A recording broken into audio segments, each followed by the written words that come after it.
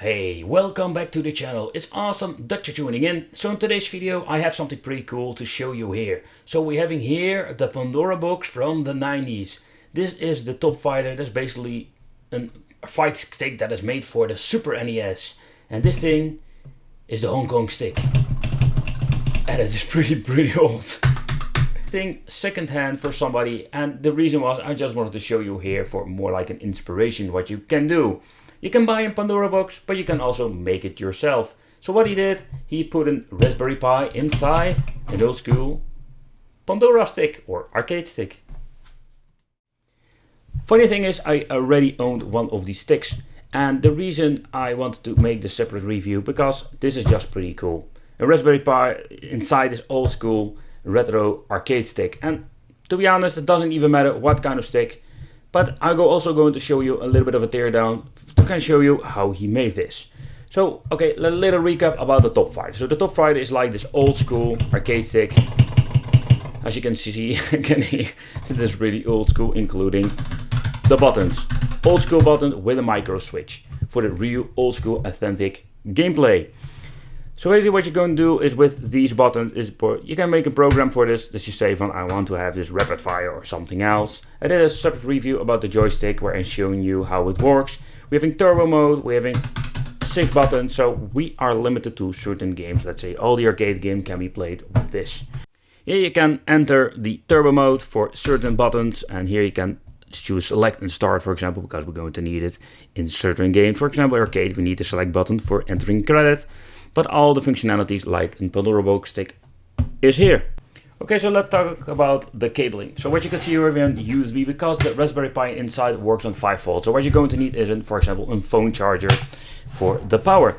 Here we have a female version of the USB connection because here we can attach controller number 2. And this very long wire. Cable nightmare. This is the HDMI that you plug in your television like in Pandora box. Everything is attached on the inside, so you cannot remove the HDMI connection. So that is no way. Alright, so it's running on emulation station, and with the Pi Zero there are different packs out there. You can basically make your own Raspberry Pi pack just by adding the game through the Wi-Fi. Very easy, very convenient, and way better than the official Pandora box because most of the time you cannot even add games. Alright, let's go.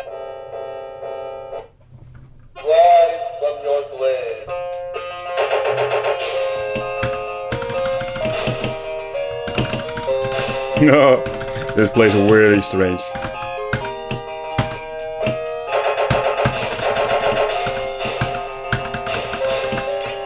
Beefcake.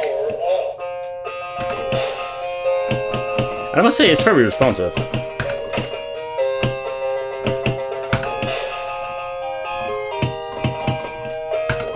But I can tell you, you need to get used to the joystick. Super Beefcake. Right, so let's try a fighting game and let's see how it plays with fighting games.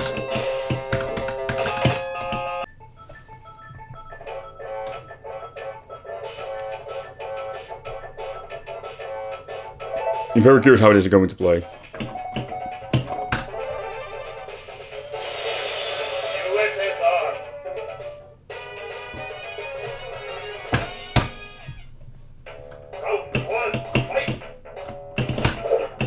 Shit.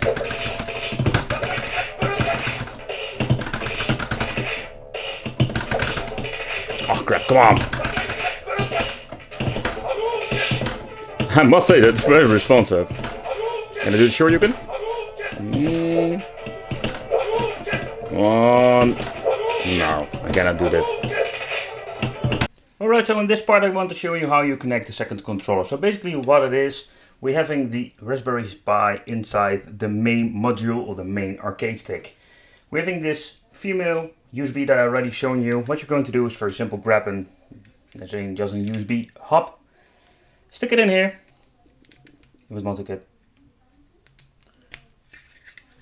And what you're going to do is grab the USB connection for player 1 and 2 and put them in here. So that's the only thing what you're going to do, boot it up. And if everything is configured, it will automatically see both controllers. And we're going to play some games together. So we're having 2 joysticks from the 90s connected together. And we can do this up to 4 joysticks in total. I think that is pretty awesome. Alright, so let's try another game.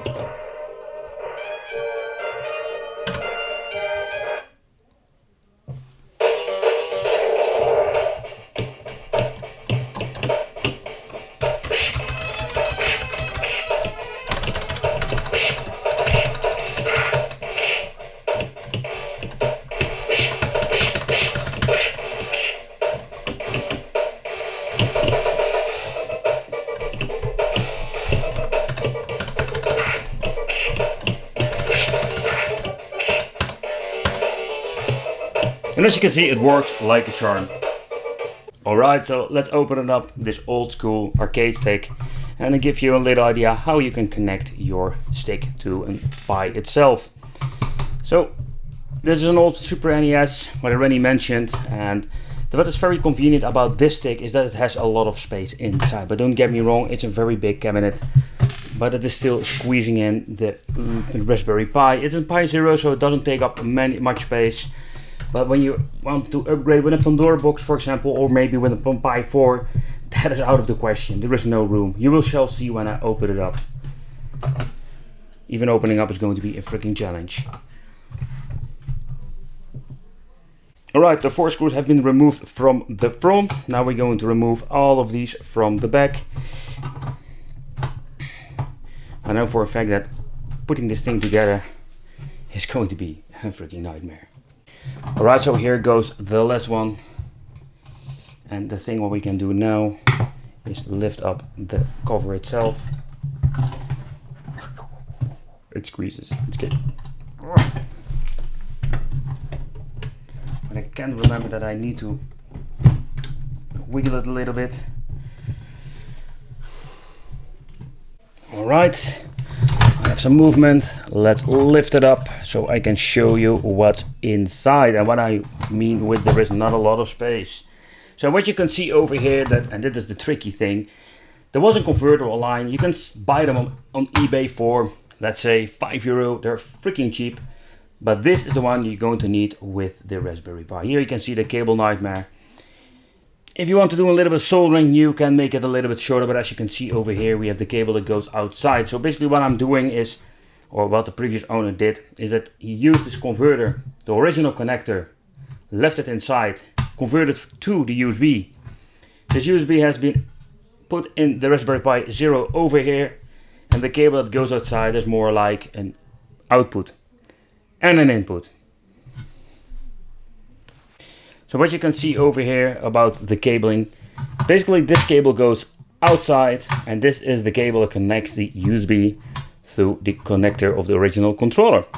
And the reason why he basically did this is because you have the option to play alone or play with second or even multiple controllers. Here we have the cable that comes back in and connects with the Pi itself. And what I really like about this joystick, or like, it just make this more authentic feeling, is that we're having the old school micro switches. As you can see, they're very thin wires that you need to be careful while putting it back together. But here you can see the spring itself, and this is what we call real old school stuff. And for the people thinking, oh man, you need to get a Pi 3 or 4 in here, but you can see that this metal blade that puts the joystick together will go around here, so there's not much space left.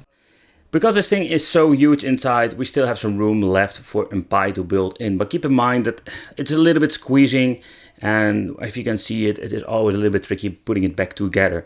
So there is no room for, let's say, a real Pi 4 or Pi 3 or even a Pandora box. This is what you're going to get. But I think it's really fun. This is a really old school thing with the joystick. So I want to thank you for watching. I hope you enjoyed this video. It would be great to have you in the Wicked family. Consider subscribing, hit the little bell, and we'll see you in the next video.